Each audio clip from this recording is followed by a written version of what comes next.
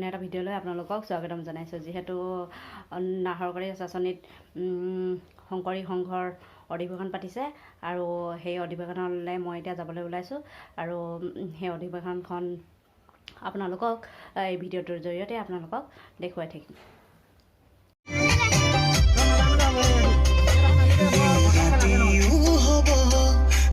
এজনী কুঁহি, এজনী নু, এজনী আমাৰ ভণ্টি পুৰা ব্যস্ত দেই। আৰু এইটো উমাকান্ত দা, দেখিলে মানে এইটো পাপ্পু দা,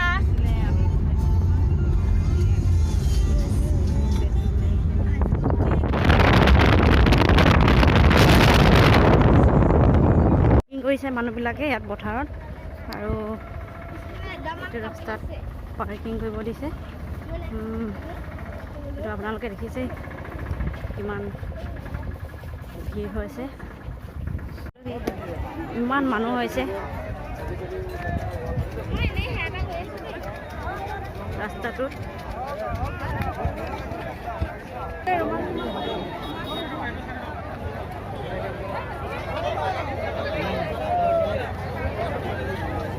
বাৰ্ষিক অধিৱেশনৰ পতাকা উত্তোলনৰ বেদী।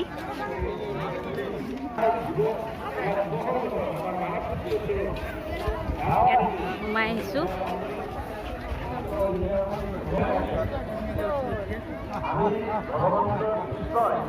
এইকেইটা হৈছে ইমু চৰাই। কি চৰাই? ইমু চৰাই হয়। ইমান ধুনীয়া লাগিছে ন ইমু চৰাইকেইটা। আৰু এইটো হৈছে বেদীটো।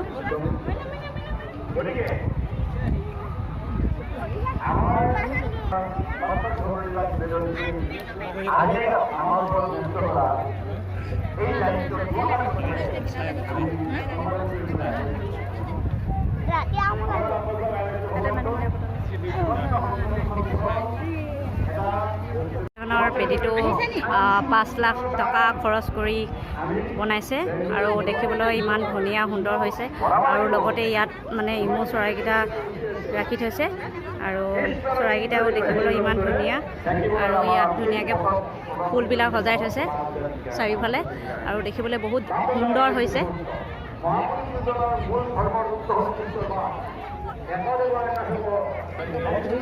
আৰু ইয়াত কমিটিৰ মানুহকেইজন বহি আছে।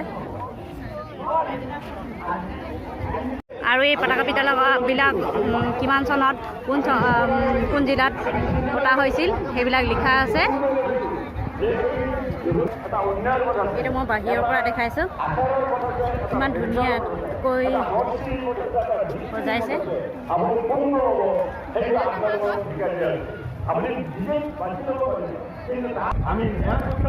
ইমান ধুনীয়া এটা পৰিৱেশ আপোনালোকে দেখি পাইছে না। আৰু অধিৱেশনখনত ইমান মানুহ হৈছে গণিব নোৱাৰি। আগলৈ আছে মূল গেটখন আৰু সেই গেটখনেদি আমি নাহিলোঁ। আমি নিজৰ সুবিধা অনুসৰি পিছ গেটে আহিলোঁ। আৰু ইমান ধুনীয়াকৈ আটোমটোবাৰীকৈ সজাইছে। ইয়াত এখন শৰাই বাঁহেৰে নিৰ্মাণ কৰি বনাইছে। এইখন হৈছে জ্যোতিপ্ৰসাদ আগৰৱালা সোঁৱৰণিত এইখন এখন মঞ্চ বনাইছে। এইটো হৈছে নামঘৰ ৰাস্তা আৰু ইয়াত নাম লৈ আছে আৰু আপোনালোকক দেখাবলৈ গৈ আছোঁ। আৰু ইয়াত ভক্তৰ বহুত ভিৰ দেখিবলৈ পোৱা গৈছে।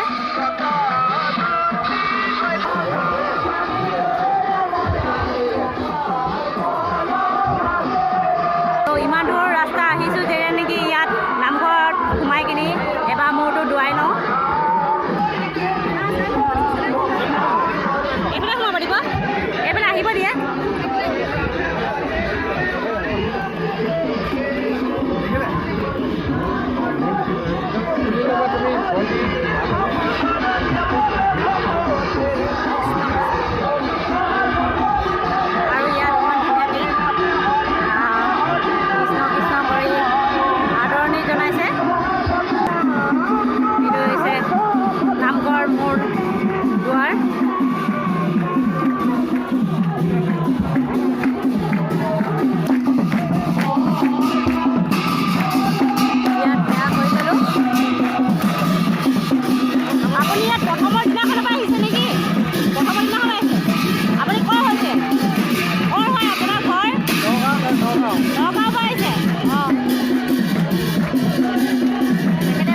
জেগাৰ পৰা আহিছে আৰু ইমান দূৰৰ পৰা ইয়াত অংশগ্ৰহণ কৰিবৰ কাৰণে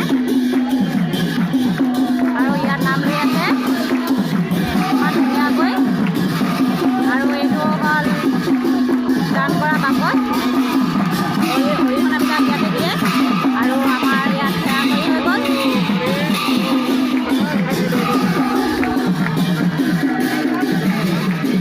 আৰু ইমান মানুহ আহিছে গোটেইবিলাকে ইয়াত নামঘৰত সকলোৱে আশীৰ্বাদ লৈছে। এইবিলাক নামঘৰৰ বাহিৰত ইমান ধুনীয়াকৈ সজাইছে আৰু যাতে কোনো ধৰণৰ খেলি মেলি নহ'বৰ কাৰণে ইয়াত আৰক্ষী বিষয়াসকলক ৰাখিছে।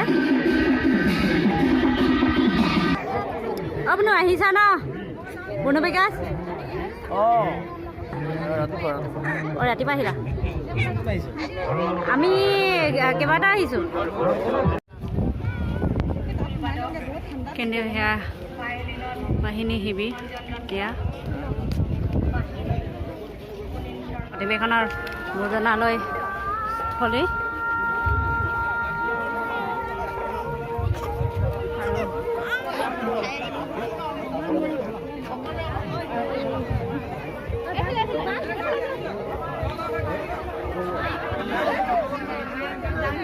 লেডিজ আৰু জেন্টছ দুইবিলাক ভাগ কৰি দিছে ন ইয়াত।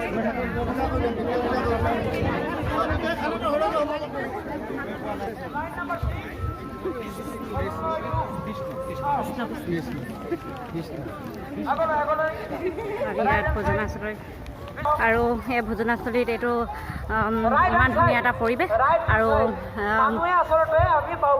মহিলা আৰু জেন্টছৰ দুটা ভাগ কৰি দিছে আৰু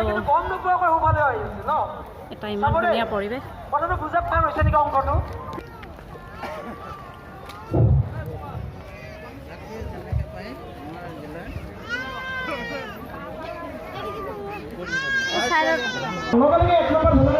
এয়া হৈছে থলীৰ ভিতৰৰ পৰিৱেশ।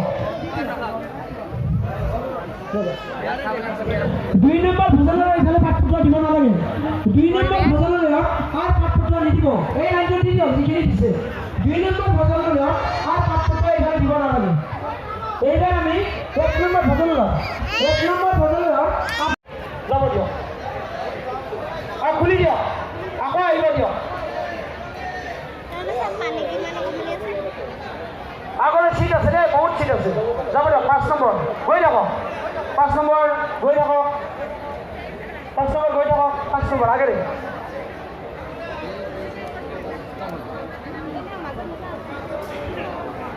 আপুনি তুমি ইয়াৰে হৈছা নেকি? জোনাই হৈছা?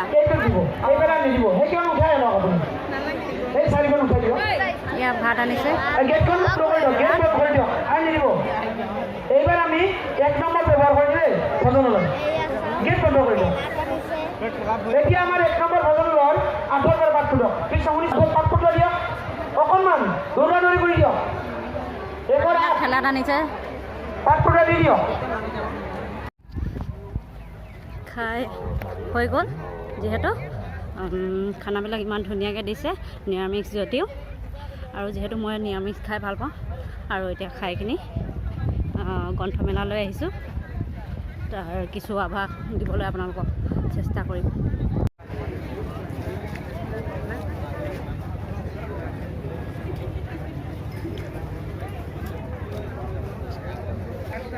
ৰ'ব ইয়াত মই আগতে হেমকুক এখন বিচাৰি লওঁ দোকানবিলাকত।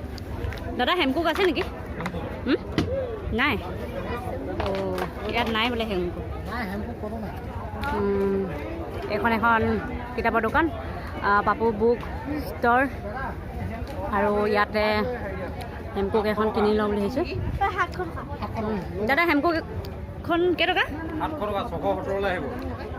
দি দিয়কচোন। না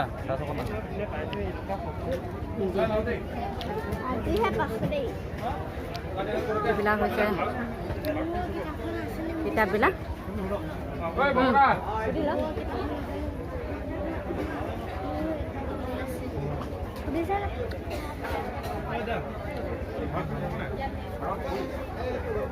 দাদা আপুনি ক'ৰ পৰা আহিছে? ডিব্ৰুগড়। বিক্ৰী কেনেকুৱা হৈছে? ঠিক নহয়। চাব নাই যোৱা নেকি আপুনি গ্ৰন্থমেলা? চাব নাই যোৱা। অঁ 670 হ'ল ন? দাদা বিক্ৰী কেনেকুৱা?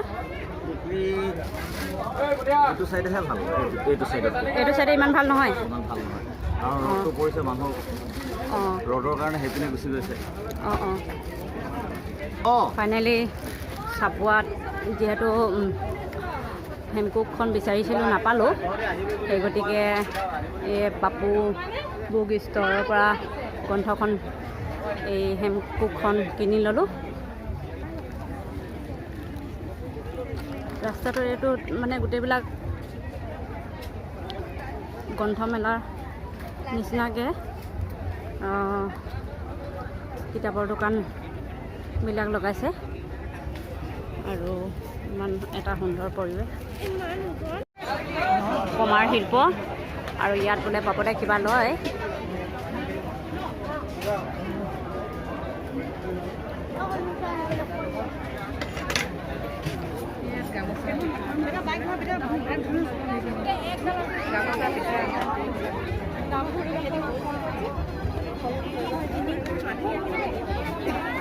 এইবিলাক হৈছে নাৰ্চাৰী।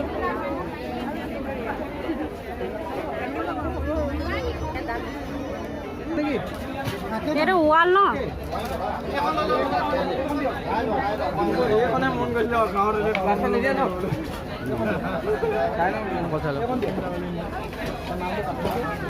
বাপৰে মানুহ ইমান ভিৰ।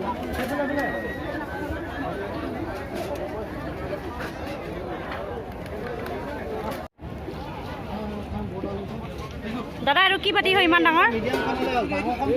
হে 60 খুজিয়া বাতি। কেনেকুৱা হৈছে বিক্ৰী? ভাল নহয়। এখন বান্ধ কাঢ়ি বোলে এখন নাই।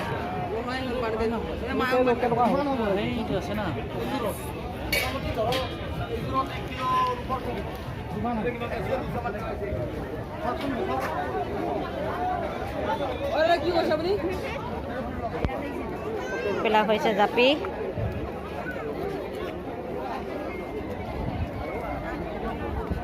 ময়ো লৈ ল'লোঁ এইবিলাক বজাৰ বঢ়া হৈছে।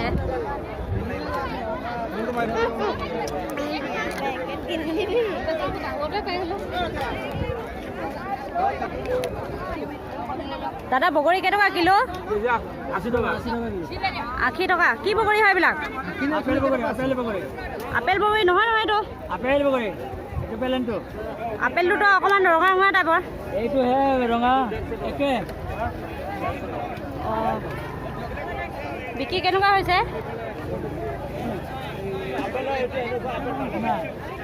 দাদা বিক্ৰী কেনেকুৱা হৈছে? কেনেকুৱা দিছ? ভালে। হে কেনেকুৱা দিছ? 60 টকা লাগে। এইবিলাক ইয়াত বগৰী আমাৰ উমাকণ্ড এটা কিনিছে দেই, আমাক চবকে খুৱাবৰ কাৰণে। মোক 1 কেজি দি দিব আৰু পাপুকাক 1 কেজি দি দিব। বাইদেউ দোকানবিলাক প্ৰথম দিনাখনৰ পৰাই দি আছে নেকি? অঁ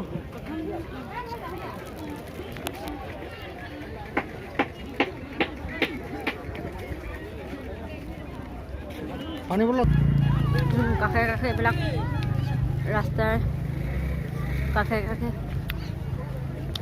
দোকানবিলাক লগাইছে মানুহবিলাকে।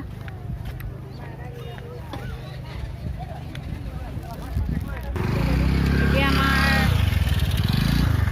অধিৱেশন শেষ হৈ গ'ল। এতিয়া আমি ঘৰলৈ গৈ আছোঁ। ৰাস্তাবিলাক উখুৰা মুখুৰা আৰু অলপমান খোজকাঢ়িব লগা হৈছে। অ' ভগৱান, পাৰ্কিং ইমান ভিৰ। অ' কৃষ্ণ, ভাগৰি গৈছোঁ দেই।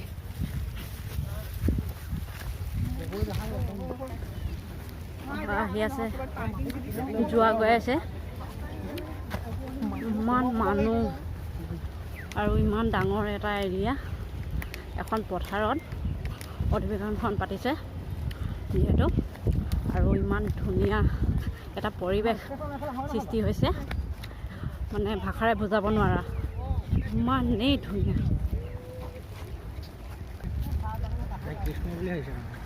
ইয়াত যে গাড়ী যে কমখন ধৰিছেনে ন নহয় নহয় অকলে এইডোখৰ কথা কৈছোঁ এইডোখৰতো কমেওতো হাজাৰ হাজাৰ গাড়ী ইয়াত পাৰ্কিং কৰিছে ফাইনেলি ঘৰ পাই গ'লোহি এতিয়া আৰু এতিয়া কাপোৰ কানিবিলাক খুলি লওঁ তাৰপিছত আপোনালোকৰ লগত কথা পাতি আছোঁ মই কাপোৰ চাপোৰ খুলি মুখ হাত ধুনীয়াকৈ ধুই চাহ তাহ খাই ৰেডি হৈ গ'লোঁ আৰু ইমান ধুনীয়া এটা পৰিৱেশ আগতে মই এনেকৈ শংকৰদেৱ সংঘৰ অধিৱেশন চোৱা নাছিলোঁ এবাৰ প্ৰথম চাইছোঁ যিহেতু আৰু বহুত ভাল লাগিলে গৈ কিনি তাত আৰু ইমান মানুহ হৈছে অধিৱেশনখনত লাখ লাখ মানুহ হৈছে আৰু তাত দূৰৰ পৰা যোৱা মানুহবিলাকক শিবিৰবিলাক বনাই দিছে থাকিবৰ কাৰণে ইমান ধুনীয়া এটা সুবিধা কৰি দিছে আৰু তাত খোৱাৰো সুবিধা কৰি দিছে ইমান ধুনীয়া এটা পৰিৱেশ তাত গৈ কিনি বহুত বহুত বহুত ভাল লাগিলে আৰু গোটেইবিলাক মানে পৰিপাটিকৈ ধুনীয়াকৈ সজাই তুলিছে আৰু যিসকলে এই অধিৱেশনলৈ গৈছে আৰু যিসকলে চাইছে তেওঁলোকে মোক কমেণ্ট কৰি জনাব আৰু মোৰ ভিডিঅ'টো চাই যদি ভাল লাগিলে তেন্তে লাইক কমেণ্ট আৰু শ্বেয়াৰ কৰিবলৈ নাপাহৰিব লগতে ছাবস্ক্ৰাইব কৰিবলৈ নাপাহৰিব যিহেতু মই নতুনকৈ আহিছোঁ নতুনকৈ ইউটিউবৰ ভিডিঅ'বিলাক বনাবলৈ যিহেতু লৈছোঁ আৰু সেই গতিকে আপোনালোকৰ বহুতো সহায় সহযোগিতাৰ প্ৰয়োজন হ'ব আৰু যিহেতু আপোনালোকে সহায় সহযোগিতাৰ অবিহনেহে মই আগলৈ আগবাঢ়িব পাৰিম